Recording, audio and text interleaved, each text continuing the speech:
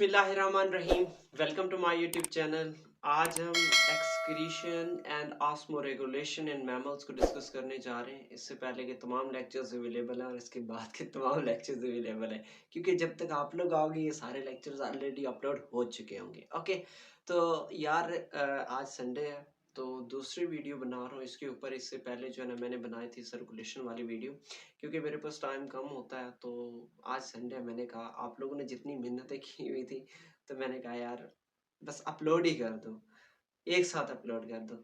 तो चले हम अपने टॉपिक को डिस्कस करते हैं और चैनल को सब्सक्राइब लाजमी करना है, वरना मेरा झगड़ा हो जाएगा आप लोगों के साथ। तो चले अपने टॉपिक को डिस्कस करते हैं। देखो, अगर हम बात करें एक्सक्रीशन की, तो एक्सक्रीशन आप लोगों को पता है कि ये क्या होम्योस्टेसिस के मतलब थ्री टाइप्स होती हैं, थ्री कैटेगरीज होती हैं, जिसमें आप लोगों ने थर्मो रेगुलेशन पढ़ा था, ऑस्मो रेगुलेशन और एक्सक्रीशन। ठीक है, देखो थर्मो रेगुलेशन वो था जिसमें आप बॉडी का टेम्परेचर मेंटेन किया जाता था। ठीक है, और ऑस्मो रेगुलेशन में वाटर और साल्ट को मेंटेन किया जाता है, जो कि हम इस साइड पे पढ़ेंगे।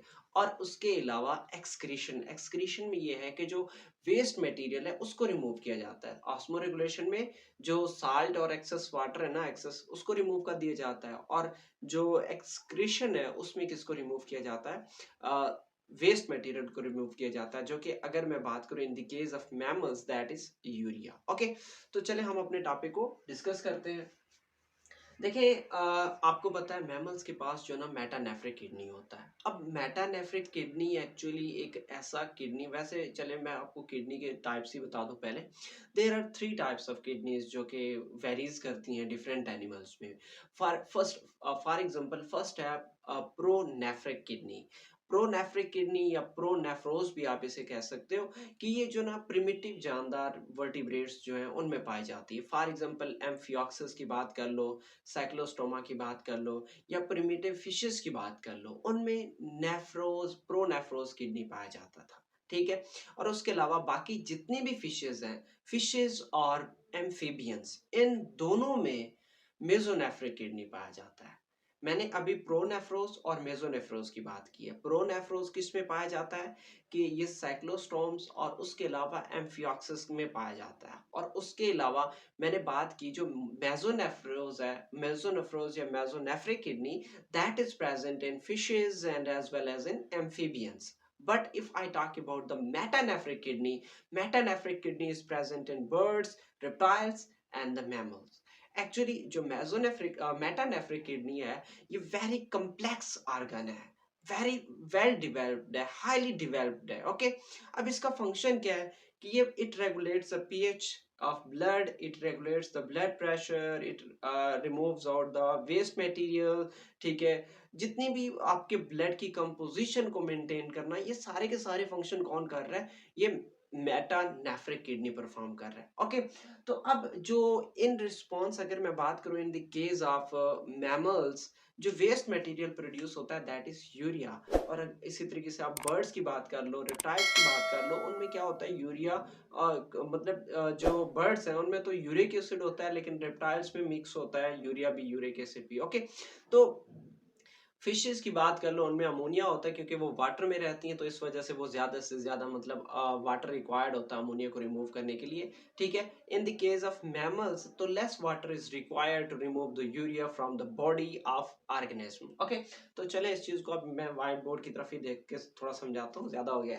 ओके, तो देखो हैव मेटानेफ्रिक किडनी, और उसके बाद मैमल्स एक्सक्रीट यूरिया, ये भी मैंने बता दिया। Urea is less toxic than ammonia, क्योंकि यही चीज मैंने बात की थी कि अमोनिया वेरी टॉक्सिक है, इस वजह से वो फिशेस में पाया जाता है, क्योंकि उनके पास वाटर ज्यादा है, पानी में रहते हैं, तो इस वजह से उसको रिमूव करना आसान हो जाता है। लेकिन इन द केस ऑफ जो मैमल्स हैं, वो यूरिया क्या होता है कि यूरिया प्रोड्यूस होता है इंस्टेड ऑफ अमोनिया। ये आप लोगों ने आई होप याद होगा डीएमिनेशन का टॉपिक पढ़ा था, जिसमें जो ammonia, highly toxic ammonia is converted into urea. I hope आप लोगों को याद होगा। तो इसको मतलब अमोनिया को यूरिया में कन्वर्ट किया जाता है। ओके, नेक्स्ट क्या चीज है कि हाईली सॉल्युबल इन वाटर, क्योंकि अमोनिया को कम एक तो मतलब सॉरी यूरिया को कम वाटर चाहिए रिमूव करने के लिए, और दूसरा चीज ये है कि ये वाटर में सॉल्युबल है। यूरिया क्या आपने फर्टिलाइजर सुना होगा यार, लोग खाद देते हैं, ठीक है। तो उस और इस यूरिया में डिफरेंस है, लेकिन ये क्या है, water highly soluble in water है, वाटर में जल्दी सॉल्युबल हो जाता है। ओके, नेक्स्ट क्या चीज है, excretion is the major route in mammals. देखो मैमल्स में वाटर को लॉस करने के लिए जो मेजर मैकेनिज्म है that is excretion. Okay, fluids and small solutes are filtered from the blood through the walls of blood capillary like vessels called glomerulus। देखो glomerulus का आप लोगों ने तो पढ़ा था कि रेनल कॉर्पसल और रेनियल टिब्यूल। रेनल कॉर्पसल के दो पार्ट्स होते हैं, एक होता है ग्लोमेरुलस और एक होता है बोमेन कैप्सूल। अब ग्लोमेरुलस में क्या होता है, टफ टफ कैपिलरीज होता है जिनके अंदर ब्लड इंटर होता है, वहां पे हाई प्रेशर होती है, ब्लड मतलब जो वेस्ट मटेरियल है वो फिल्टर्ड आउट हो जाता है, बाकी जितना भी ब्लड है वो दोबारा वापस चला आता है। ओके, तो ग्लोमेरुलस में क्या होता है कि इसमें जो मिनरल साल्ट्स हैं जो अच्छी मतलब हमारे बॉडी के लिए नेसेसरी हैं उनको रीअब्सॉर्ब कर लिया जाता है, बाकी सारा का सारा किस में चला जाता है, ग्लोमेरुलर फिल्ट्रेट में चला जाता है। अब ग्लोमेरुलर फिल्ट्रेट में बहुत सारी चीजें होती हैं, इसमें साल्ट्स होती हैं, आयंस होती हैं, यूरिया होता है, क्रिएटिनिन होता है, इसके अलावा हो सकता है कि डिफरेंट थोड़ी सी क्वांटिटी में ग्लूकोज भी हो, और भी ऐसे यूरिक एसिड भी होता है, और भी बहुत सारे मतलब ऐसे कंपोनेंट होते हैं जो कि फिल्टर्ड हो जाती हैं किससे, इस ग्लोमेरुलस से। ओके, नेक्स्ट क्या चीज है कि लूप ऑफ हैनल, ठीक है। Loop of Henle tube that reabsorb water and essential solutes and secretes the particular ion into the filtrate। देखो लूप ऑफ हैनल वो आपको इसे क्या नाम है कि नेफ्रॉन, लूप ऑफ नेफ्रॉन भी यहाँ लिखा हुआ है आपकी बुक में, मिलर एंड हार्वर्ड ज़ूलॉजी में। आप इसे लूप ऑफ हैनल भी कह सकते हो क्योंकि हमने लूप ऑफ हैनल ही पढ़ा था छोटी क्लासेस में। तो लूप ऑफ हैनल में क्या होता है कि यहाँ पे वाटर को रीअब्सॉर्ब किया जाता है और नेसेसरी साल्ट्स को भी रीअब्सॉर्ब किया जाता है, और इवन आपको पता है कि यहाँ इनको वेन्स कैपिलरीज सराउंड करती हैं। अब ये होता है कि अगर कोई वेस्ट मटेरियल चला भी गया आपके ब्लड में तो वो दोबारा डिफ्यूजन के जरिए इस लूप ऑफ हैनल में या नेफ्रॉन, लूप ऑफ नेफ्रॉन में दोबारा चला आता है, आप रेनल टिब्यूल में वापस मतलब डिफ्यूजन के जरिए कैपिलरी से एंटर हो जाता है। ओके, ये चीज आई होप आप लोगों ने छोटी क्लासेस में पढ़ी होगी तो आप लोगों को पता होगा, अगर पता है तो अच्छी बात है, नहीं तो मैं बता रहा हूँ। ओके, तो चले नेक्स्ट क्या है, the loop of nephron, the main adaptation is to produce urine that is more concentrated to the blood। अब इस तरीके से जो लूप ऑफ हैनल आपको पता है रीअब्जॉर्प्शन में इन्वॉल्व होता है, सर्स को रीअब्जॉर्ब करता है, इसका बेसिक फंक्शन ये है कि वाटर को रीअब्जॉर्ब करना, और जब वाटर को रीअब्जॉर्ब कर लिया जाएगा तो urine of course concentrated he produce होगी ना, ठीक है। अब इसकी एग्जांपल में मैं आगे भी मेंशन करूंगा, ठीक है, कि देखो जो आप फॉर एग्जांपल बीवियर की बात कर लो, अब इसमें जो यूरिन प्रोड्यूस होता है वो ट्वाइस मोर कंसंट्रेटेड देन ब्लड है, ब्लड से 2 टाइम्स मोर कंसंट्रेटेड है। बीवीएस में जो क्या प्रोड्यूस होता है कि जो यूरिन प्रोड्यूस होता है वो 2 टाइम्स मोर कंसंट्रेटेड है देन द ब्लड। और इसी तरीके से आप बात कर लो ऑस्ट्रेलियन होपिंग माइस की बात कर लो, इसका जो यूरिन है वो 22 times more concentrated than blood, blood से 22 टाइम्स मोर कंसंट्रेटेड है क्या, यूरिन। ओके, नेक्स्ट क्या चीज है कि ये जो लूप ऑफ हैनल है इसका फंक्शन क्या है कि अगर कोई वेस्ट मटेरियल है, साल्ट है, तो रिमूव हो जाए, ठीक है। एक्स्ट्रा जितना भी साल्ट वगैरह है, वेस्ट मटेरियल है, वो सारा का सारा क्या हो जाए, रिमूव हो जाए। किडनी का यही फंक्शन है।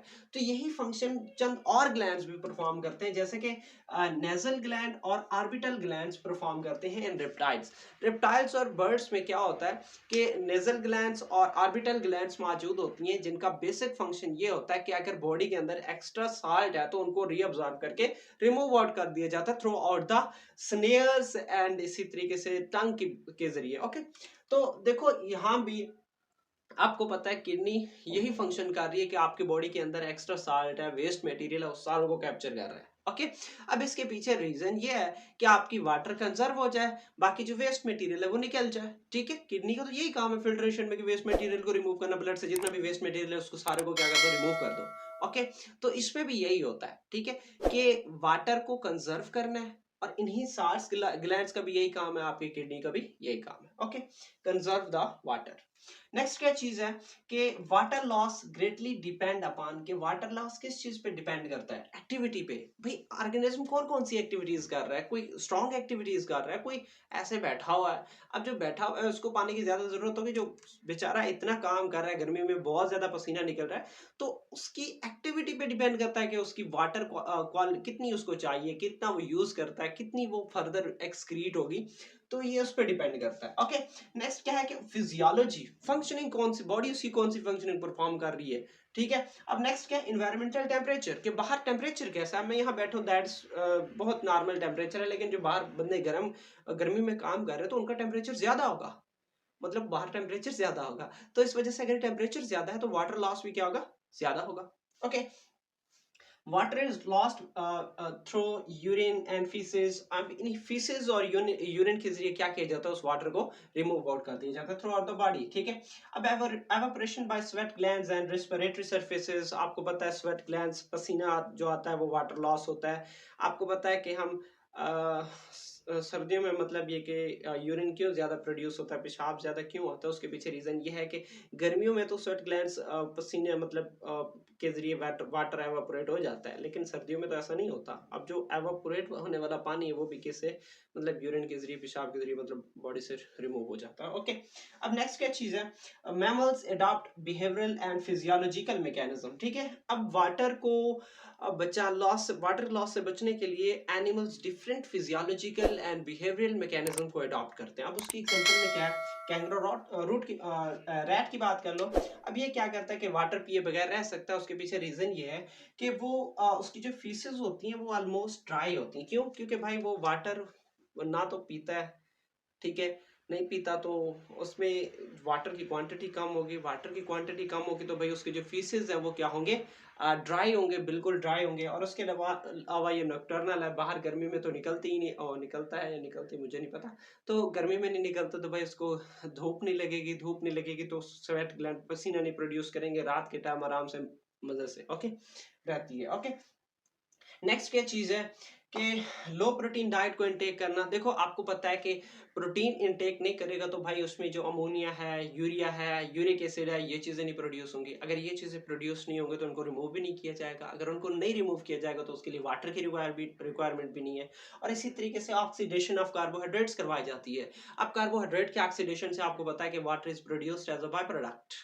ओके, तो वाटर को किसके तौर पर प्रोड्यूस किया जाता है, एज अ बाय प्रोडक्ट के तौर पर काम प्रोड्यूस किया जाता है, तो उसके लिए भी उसकी थोड़ी सी क्वांटिटी फिल हो जाती है। इसी वजह से जो कैंगरू रैट है वो ड्राई सीड्स पे ईट करता है, फैट्स पे और ड्राई सीड्स पे, क्योंकि जब उनके बॉन्ड ब्रेक डाउन होते हैं तो उस दौरान कंडेंसेशन के दौरान, डीकंडेंसेशन के दौरान वाटर रिलीज होता है। हाँ, ऐसे ही है।